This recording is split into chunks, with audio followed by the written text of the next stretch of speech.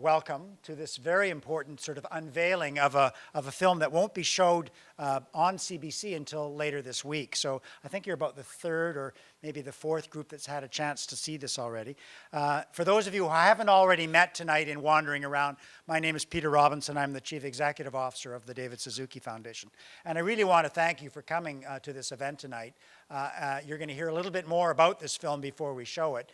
But I couldn't help thinking as I drove down here tonight, and it was, when you listen to the CBC News at 6 o'clock, you get a fairly fulsome description of what's going on. But on my way here, I thought, oh my God, it's a really bad day for news, of course, because we had the double whammy of more fear and loathing of the economy, followed by our environment minister talking about being potentially the first country in the world to essentially withdraw from the Kyoto Protocol. And the combination of those two events, as you think about it, just means how daunting are the tasks of groups like the David Suzuki Foundation or others that are actually trying to say, it doesn't have to be all doom and gloom. We can actually create something that's actually pretty good. And it's usually due to folks like yourselves who come out to events and listen and get active that we're actually able to have that success. So I want to thank you for joining the foundation for this screening of Waking the Green Tiger. And I also want to thank all of our donors who have been coming to these events and continue to support us. Without you, of course, we cannot do the work we do. For those of you who are just new to the foundation now at this event tonight, well, hopefully before you leave, you'll get a bit more information. Just so you know the lay of the land. Where are the staff from DSF tonight? I know they're here. Can you just raise your hands? Half the audience are staff from DSF. I can't believe that. We have one of our board members as well, and I just want to point her out, Elaine Wong. Elaine is our treasurer, and she does an amazing job to keep us under control. So just to give you a bit of a background, I think most of you know we're 20 years old now. We're moving into our 21st year. And the foundation, David and Tar actually formed it way back in the day, to look at a different way to approach environmental issues. And it wouldn't be just an advocacy approach. It would be based in some really sound commitment to looking at the science. And it would also involve a really healthy dose of communications and engagement. On the notion, if you think about it, that science without communications is kind of not going to go anywhere, and communications without science is a bit hollow. So we wanted to try to build those two together on the basis that through that active combination of those ingredients, could you get a more formidable sort of approach to the way that environmental issues are looked at. And over those 20 years, of course, we've had lots of success with that combination.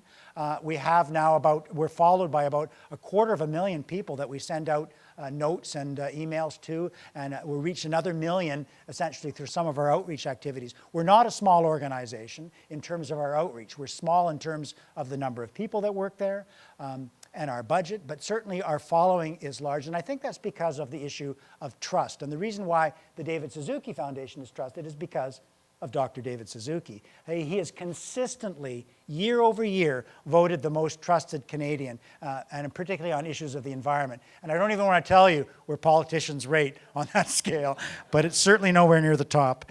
And over the years, we've done quite a bit of work, as I said, through those various pieces. More recently, we've done things such as, for example, being involved in the Boreal Forest Agreement, which was a conservation effort at trying to sort of set aside large tracts of boreal forest. And DSF's role has been really belatedly to try to come to that and make sure that First Nations have a voice in that, because it hadn't been done at that point.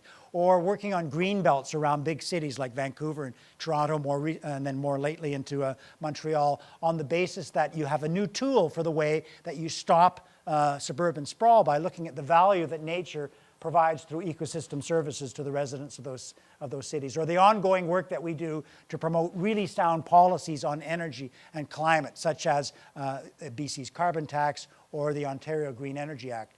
We were heavily involved in the creation of those types of policies.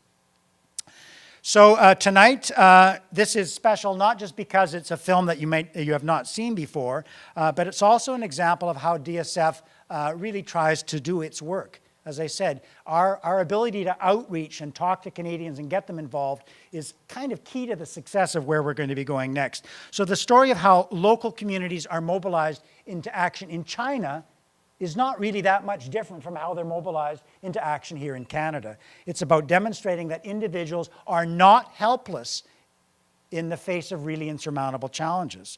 Local engagement and action are core to the approach that you're going to see tonight in this film, but it's also core to the approach that DSF uses.